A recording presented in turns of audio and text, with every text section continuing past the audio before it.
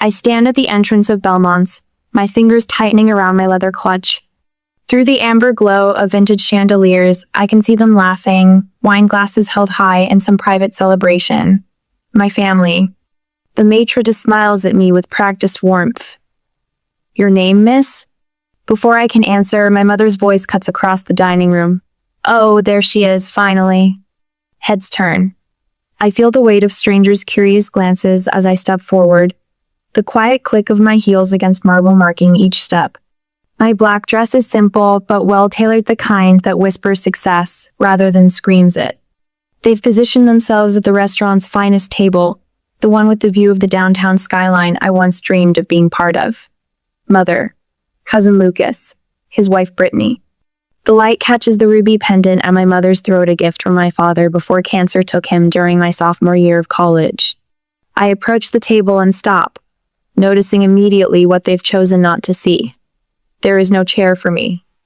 Lucas sprawls comfortably, one arm draped across the back of his chair, the other holding a glass of something amber and expensive. His smirk arrives before his words do.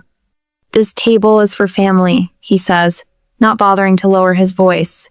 "Go find a spot outside." The couple at the neighboring table pauses mid-conversation, their discomfort palpable. "Don't take it the wrong way, Rachel," Brittany chimes in with sugar-coated venom. "Lucas is just joking." But he isn't, and we all know it. I say nothing, my face betraying nothing, as I drag a chair from a nearby table. The legs scrape against the floor, the sound harsh against the restaurant's soft piano music. My mother doesn't meet my eyes. Helen Harrington, once the backbone of our family, now just another vertebra bent to accommodate Lucas's posturing. She fiddles with her napkin, smoothing imaginary wrinkles. "You're late," she says finally, as if my arrival 15 minutes early somehow disrupted their decades-long narrative. I settle into my mismatched chair. Traffic. I lie. The truth that I sat in my car for 20 minutes debating whether to come at Oliver's, no strategic advantage. As I watch them clink glasses, a memory surfaces sharp and uninvited. 4 years earlier. My childhood bedroom stripped to bare walls. Cardboard boxes containing everything I owned stacked by the door.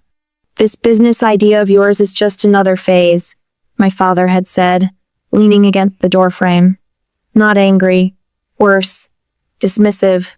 "You'll be back when reality sets in." I'd moved that day into an apartment so small the kitchen table doubled as my first office desk.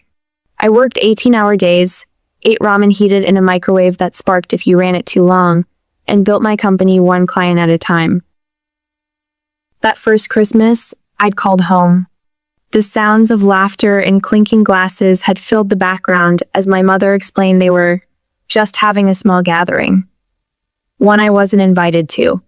When Meridian Corp signed my first six-figure contract, the validation that changed everything I'd wanted to call them. Instead, I'd opened a bottle of champagne with my 2 employees and toasted to those who believe in themselves when no one else will. "Rachel? Earth to Rachel." Lucas snaps his fingers in front of my face. I blink, straightening in my chair. "Yes?" "We've been talking about St. Bart's," Brittany says, twisting her diamond tennis bracelet. "Lucas and I went in January. The Rothschilds were actually staying at our resort." I take a sip of water. 3 days ago, my mother's desperate phone call had broken our usual pattern of polite monthly check-ins. "It's been so long, sweetie. Everyone misses you." Her voice had carried that particular tone, the one that speaks more in its silence than its words. But loneliness is a powerful motivator, and some buried part of me still longed for a place at the family table. Now I see Lucas's new Rolex glinting as he gestures a watch that costs more than the monthly rent for my first office space. Brittany's purse casually displayed on an empty chair, the designer logo prominently facing outward. Their conversation bounces from exclusive vacation spots to luxury purchases with the frantic energy of performers who've forgotten their next line. I don't participate. I watch. The waiter arrives with coffee, and I wrap my hands around the warm mug, observing the theater playing out before me. "You know what? I'm splurging tonight," Lucas announces, tapping the menu decisively. "The Wagyu ribeye. And let's do the 2015 Bordeaux," he tells the waiter without looking up the price. Life's too short for cheap food. Brittany nods enthusiastically. Lobster for me, and maybe we should start with champagne? It's a special occasion, we should treat ourselves. One by one, they order the most expensive items on the menu, exchanging knowing glances when they think I'm not looking. My mother nervously fidgets with her napkin, complicit but uncomfortable. I hide my small smile behind my coffee cup as understanding dawns. Now I know exactly why I'm here. So then I told the Andersons that waterfront properties in this market are practically giving themselves away, Lucas says, swirling his wine with practiced nonchalance. They signed the paperwork that afternoon. 2 hours. 2 hours of carefully choreographed conversation that flows around me like water around a stone. Every time I open my mouth to speak, Lucas's voice rises half an octave, drowning out my words before they can take root. Nobody cares about work talk at dinner. He interrupts when I begin describing our company's expansion into the European market. His hand dismissively waves in the air between us. We're here to catch up on family stuff. Family stuff. As if I'm not family. As if my life's work is somehow less significant than his fabricated real estate victories. I take a measured sip of water, mentally documenting each slight. The waiter has refilled my glass 4 times. I've barely touched my food. Watching, listening, learning.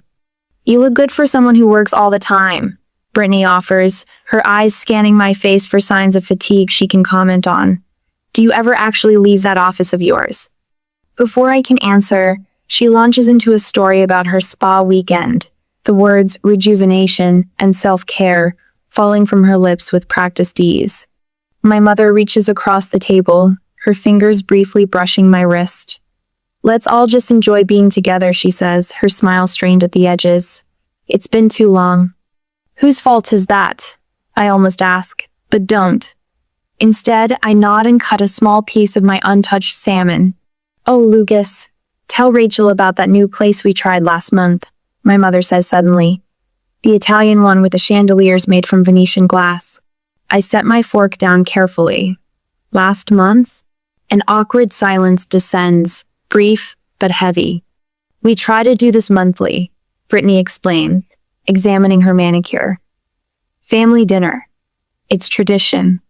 A tradition I'm just now hearing about. I say, the realization settling like ice in my stomach. Lucas clears his throat. Well, you're always so busy, running your little company and all.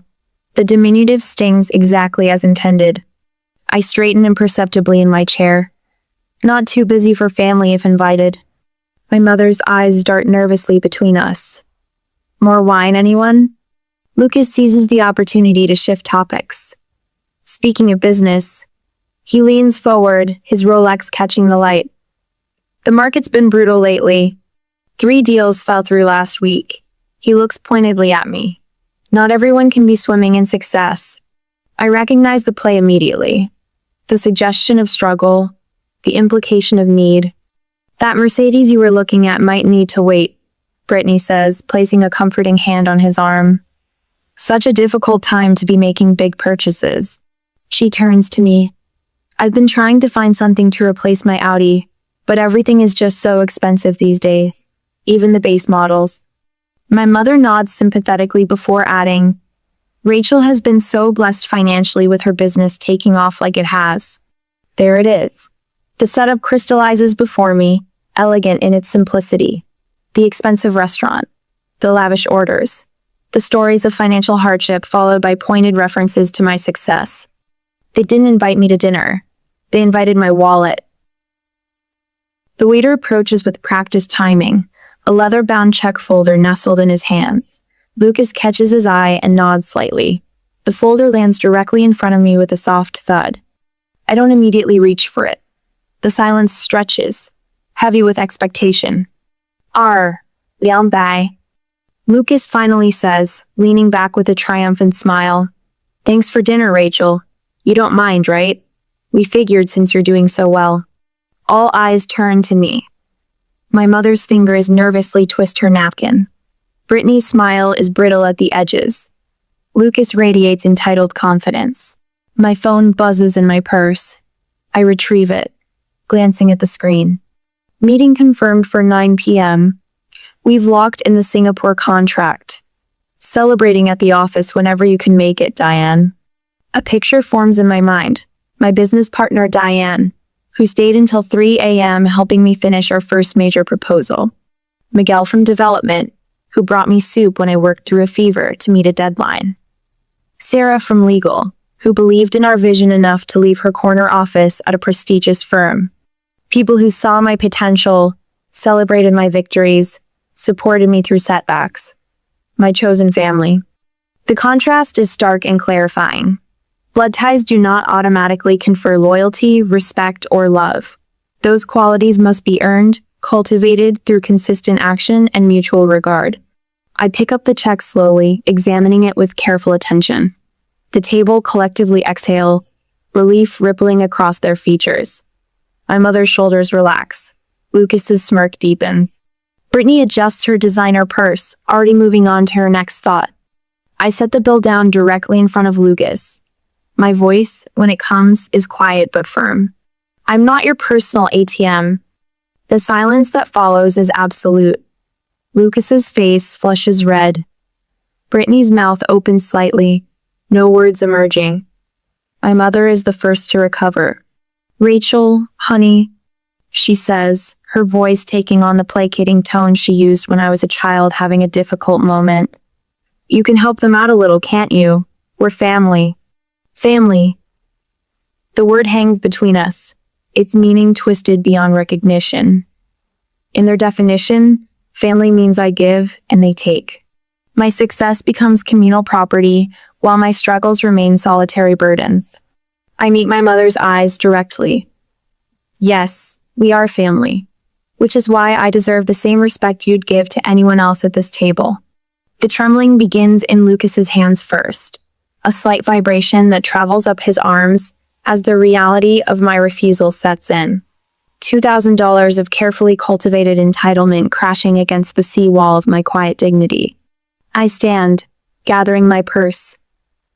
Not in anger or haste, but with the deliberate movements of a woman reclaiming her worth one boundary at a time. Have you ever had to stand your ground against family members who tried to take advantage of your success? What words did you use to set boundaries? The bill sits between us, leather-bound and imposing. $2,200 for a single dinner. Lucas stares at me, his face gradually shifting from smugness to disbelief as I make no move toward my purse. The flush begins at his collar and climbs upward, cheeks an angry crimson. You can't be serious. His voice rises, drawing glances from neighboring tables. You make more than all of us combined. I take another sip of my coffee, savoring its bitter warmth. That's irrelevant to who ordered what. Brittany leans forward, the sweetness in her voice curdling. We wouldn't have ordered all this if we knew you'd be so petty about it. Her designer bracelet catches the light as she gestures toward the untouched dessert plates, the half-empty wine bottles. My mother touches my arm, her fingers trembling slightly. Maybe we can split it somehow. You take half, and we'll manage the rest? The restaurant manager approaches, his practiced smile tightening at the corners. Is everything all right here? I couldn't help but notice some concern. His gaze flicks between our tense faces and the untouched bill. Professional concern barely masking discomfort. Beneath my calm exterior, emotions crash against each other like storm waves. Anger, disappointment, a strange, unexpected grief for what this family could have been. We've been planning this dinner for weeks. Lucas finally admits, his voice dropping to a harsh whisper. You never return Mom's call. You're too busy for family gatherings. What were we supposed to do? Ask. I say simply, not manipulate. Brittany's perfect mask slips further. You never come to family things anyway, unless there's something in it for you. The accusation hangs in the air between us, heavy with irony she doesn't recognize. When have I ever been genuinely invited? I counter quietly. The last 3 Christmases. Dad's memorial service anniversary. Your housewarming. I was there alone, while everyone else brought partners and barely acknowledged. Mother dabs at her eyes with her napkin. We just thought you wouldn't mind helping out the family, she whispers, tears welling. Things have been difficult. I didn't know how else to ask you. Difficult how? I press, already suspecting the answer. Lucas and Brittany exchange glances. I lost my job 3 months ago. Lucas stares at his plate, the admission clearly costing him. The real estate market tanked and our firm downsized. He's been looking everywhere, Brittany adds quickly. But we have appearances to maintain. You understand that. I think about the Rolex on his wrist. The European vacation photos Brittany posted last month. The designer purse preening on its own chair. Our credit cards are maxed out, Brittany confesses, her voice barely audible. All of them. The picture clarifies, maintaining the illusion of success while drowning in debt. And I'm the designated life raft. I remember my 8th grade science fair winning first place with a solar energy project I built myself. My parents didn't attend. They were celebrating Lucas passing algebra with the minimum grade required. My high school graduation, where my valedictorian speech received polite applause from my family, followed by excessive fawning over my cousin's acceptance to a state college with a C average. Working 2 jobs to put myself through college while they posted family vacation photos from Cancun. Sorry you couldn't join us, Rachel, but we know how dedicated you are to your studies. The Christmas after I started my business, when Lucas loudly proclaimed to the extended family, Rachel's playing entrepreneur now. Let's see how long until she comes back to the real world. Holiday gatherings where I arrived alone because work consumed my life, while they brought significant others who were welcomed immediately. Family dinners where my growing business successes were deliberately ignored, changed to other topics with practiced smoothness. Remember Thanksgiving 2 years ago? I asked quietly. Lucas looks confused by this apparent non sequitur. I had just landed the Westfield account. It doubled my company's revenue overnight. When I mentioned it, you said, and I quote, "Nobody wants to hear about your little company at dinner, Rachel." That was just a joke, he mutters, but his eyes slide away from mine. And Mom's 4th of July barbecue last summer? When I mentioned we'd expanded to a new office downtown, you told everyone I was trying to sound important and changed the subject to Brittany's new car. Mother shifts uncomfortably, never having defended me against these slights. And now my little company makes me worth asking for money. I tap the bill with one finger. Interesting timing. The manager returns, his professional demeanor intact, but purpose clear. I apologize for the interruption, but we have other guests waiting. We'll need to resolve the bill soon. His polite words carry firm urgency. Lucas's frustration boils over. Fine. You've made your point. Just pay half. Brittany frantically taps at her phone, evidently messaging friends for emergency loans. From her increasingly panicked expression, the responses aren't favorable. Nobody's answering, she hisses at Lucas. Lucas pulls out his wallet, flipping through it with growing desperation. A membership card, a driver's license, a single $20 bill. Mother opens her purse, hands trembling, as she searches for a credit card they all know is already maxed out.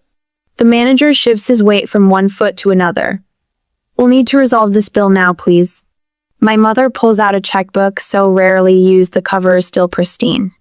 Rachel, please, she whispers, just this once. I think about all the just this once moments that would inevitably follow. The gradual erosion of boundaries, the entitled expectations that would grow with each concession. You ordered it, you pay for it, I say, meeting each of their eyes in turn. I'm only responsible for my coffee. I place a $10 bill on the table, $4 for my coffee, $6 for the server who has to witness this family drama. Lucas grips the edge of the table. You'd really let your own mother be humiliated in public? No, I answer, the word sharper than I intended. But I'd let adults face the consequences of their choices. What price would you put on self-respect? As I look at the $2,200 bill and the family who plotted for weeks to manipulate me into paying it, I realize I already know my answer. You'll regret embarrassing us like this. Lucas hisses, leaning across the table until I can smell the expensive bourbon on his breath. His voice is low enough that nearby diners won't hear the words, but loud enough to ensure everyone at our table does.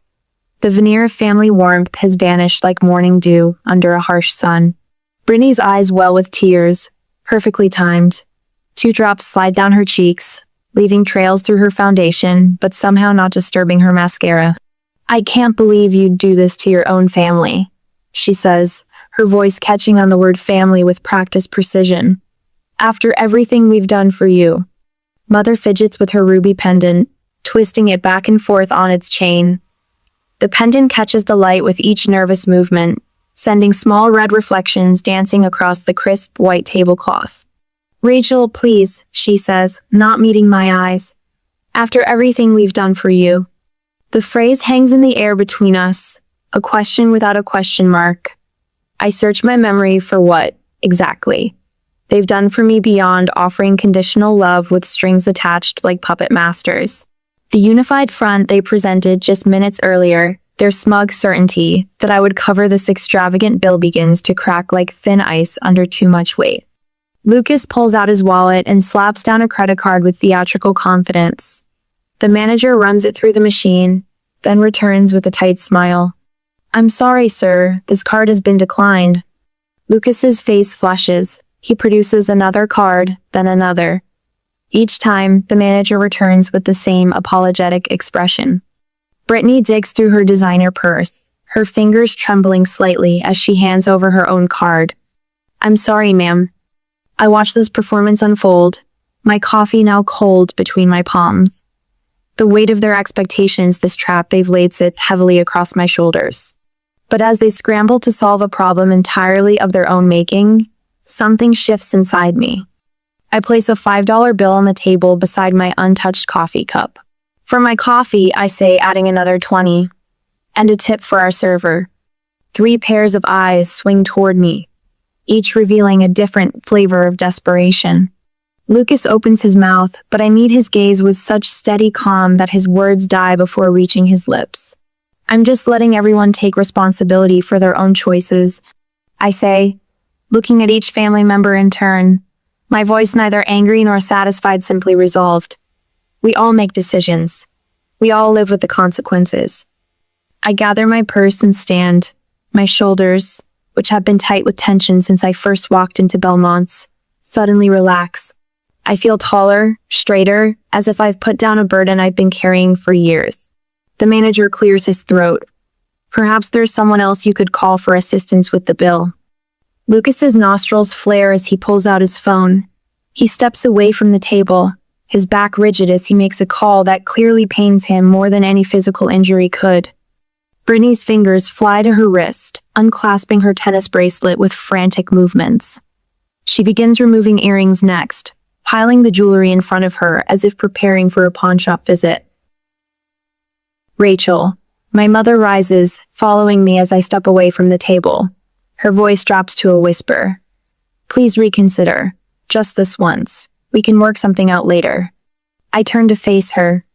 For the first time tonight, her expression contains genuine emotion rather than social performance. Fear lurks in the lines around her eyes, not just fear of the bill, but fear of losing me. "This isn't about money," I say gently but firmly. "It's about respect. I won't be used, not even by family, especially not by family." She flinches as if I've slapped her, but the words needed to be said. I catch my reflection in the restaurant's ornate mirror as I turn. The woman looking back at me stands straight, her eyes clear and certain. For the first time all evening, perhaps for the first time in years, I recognize myself completely. Tomorrow, I'll sit with my team people who value my ideas, who collaborate rather than manipulate. People who've earned my trust through consistent respect rather than assumed it through genetic connection. As I reach the door, my mother's hand catches my elbow. "Please don't leave like this," she says, her voice smaller than I've ever heard it. Her eyes, so like mine in color but not in conviction, search my face for mercy. I cover her hand with mine, feeling the paper-thin skin that speaks of her advancing years. "This pattern needs to end," I tell her, my voice softening. "I'm willing to talk just you and me when you're ready. But there need to be new rules. Respect, honesty, and no financial exploitation." She swallows hard, nodding slightly. Call me when you're ready, I add, squeezing her hand once before letting go. I push through the heavy glass door of Belmont's and step into the cool night air. Behind me, the family drama continues to unfold, but ahead of me stretches an evening suddenly free of obligation. A future reclaimed, one boundary at a time. The door remains open behind me both literally and figuratively, but only those willing to meet me on equal ground will find welcome on the other side. My heels click against the asphalt as I stride toward my car. The night air feels clean after the suffocating atmosphere inside. I hear the restaurant door slam open behind me. Rachel, Lucas's voice bounces off the parked cars. I keep walking, my key fob's in my hand, freedom just 20 steps away. Don't you dare walk away. His footsteps quicken, gaining on me. You're not part of this family anymore. The words are meant to wound, to stop me in my tracks. 5 years ago, they might have. I slow my pace but don't turn. Look at me when I'm talking to you. I pivot, shoulders square. Lucas's face is mottled red beneath the parking lot's fluorescent glow. Behind him, Brittany hurries to catch up, her designer heels clicking aggressively on the pavement. Several diners linger near the restaurant entrance, openly watching the unfolding drama. You ungrateful little, Lucas cuts himself off, breathing hard. Who do you think you are? I think I'm someone who just wanted a normal family dinner. My voice remains level, a stark contrast to his escalating volume. Brittany reaches us, slightly breathless. This isn't about dinner, and you know it. Mother appears in the restaurant doorway, hesitating. I see the indecision in her posture caught between her niece and nephew and her only daughter. Lucas runs his hand through his hair, a gesture so reminiscent of my father that it momentarily disarms me. Then his expression shifts, calculated concern replacing raw anger. Mom has medical bills she can't pay, he says, voice dropping to an urgent whisper. We wouldn't have asked, but it's serious. I look past him to Mother, who can't meet my eyes. The final piece clicks into place. This dinner wasn't just about sticking me with an expensive bill. It was the prelude to a much larger financial request. We wouldn't ask if it wasn't serious, Brittany adds, her voice honey-sweet again. Family helps family, Rachel. A couple passing by slows their pace, pretending not to listen. I wait until they're out of earshot. There are better ways to ask for help than manipulation, I say quietly. If Mom has medical issues, I'd be the first to know about it. Mother finally approaches, her ruby pendant catching the streetlight. It's just some tests, honey, nothing to worry about. Insurance covers most of it. The betrayal stings worse than Lucas's anger. Mother was in on this scheme from the beginning, using her health as a bargaining chip. I take a deep breath, weighing decades of family history against this moment. Mom, if you have medical needs, we can discuss that privately. I'm willing to help with legitimate expenses. See? Lucas bursts in. She can afford. I lift my hand, cutting him off. I wasn't talking to you. Brittany steps forward. We're all family here. Supporting family doesn't mean enabling bad behavior, I reply. Showing up tonight and discovering you plan to use me as your personal ATM isn't how family treats each other. I reach into my purse and extract a business card, holding it out to Mother. She takes it with trembling fingers. Call me tomorrow. Just you, I tell her. Then I turn to Lucas and Brittany. Figure out your own bill tonight. You can't be serious, Brittany sputters. I am. And if Mom wants to discuss her medical situation honestly, I'll consider helping. But I won't be manipulated again. I turn to leave, the weight of their stares heavy on my back. You think you're better than us now? Lucas shouts, his voice echoing across the parking lot. I pause, considering his question. Am I? With my successful business and financial independence, it would be easy to think so. But that's not it at all. I glance over my shoulder. No, just different, and that's okay. The simple truth lands like a stone dropping into still water.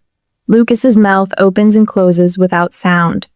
Beside him, Brittany sinks onto a nearby bench, her facade completely shattered. All the energy she'd put into maintaining appearances drains away in an instant. Mother stands frozen between us, her gaze darting from me to Lucas and Brittany.